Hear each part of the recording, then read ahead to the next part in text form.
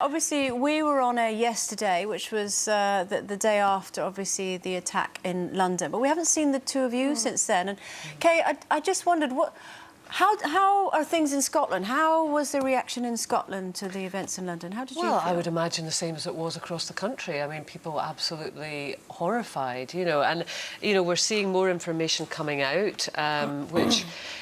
I mean, for me, my thoughts are absolutely with the people who lost their lives and their families. Yeah. That's what we know, you know, that lives have been utterly devastated and some terrible, terrible injuries. Yes. I think there has been a lot of conjecture, you know, in the days since then, and people have gone off in all sorts of directions, and I kind of wish people would come back a little bit. I mean, we now know that this man was born in Kent, and he was born, I think, Adrian Russell, and had numerous aliases and had a criminal past and stuff. So I think we need to calm down a little bit on all of that. And the vigil last night, which was in Trafalgar Square and which was so well attended, we watched it last night on the news, didn't we, Nadia? And there was one young boy, he looked about 14, and he was there. He wanted to pay tribute, and he said this line which I thought was fabulous, which is, terrorism is not a religion.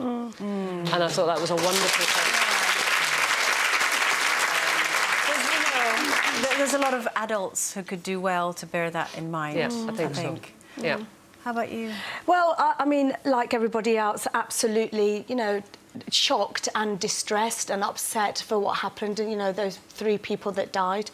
I think for me the most poignant thing was there was a photograph captured of a Muslim lady walking by with a headscarf, and some opportunists took advantage of that to say, you know, she was literally caught up in it like everybody else. A photographer took a photograph of her walking by, and they said, look at her just walking by as if she doesn't care. Because she had a phone. Because she had a phone, and and when you actually look at it, she looked quite distressed. And this was a guy in Texas. This was a guy in Texas. And I just thought, you know, here is somebody taking an opportunity to have a go at this young girl, going home, distraught like everybody else, and create division.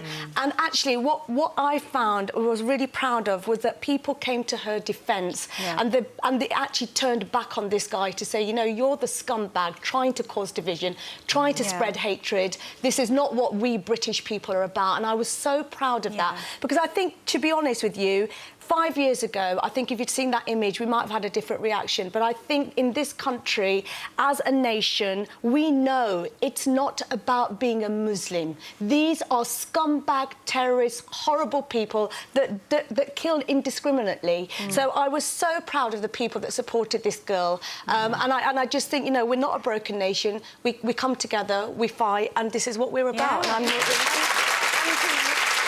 to say as well that obviously, you know, she was a young Muslim girl. She had the headscarf. We took a decision here on Loose Women not actually to show the photograph, even though it's all out on social media, because apparently she's really upset and horrified that her image has been used in this way. And we need to take a breath before we go off on these crazy sort of things. You know, that the impact of a casual tweet can be enormous. Absolutely. People need to grow up on this one. Absolutely. Take a breath.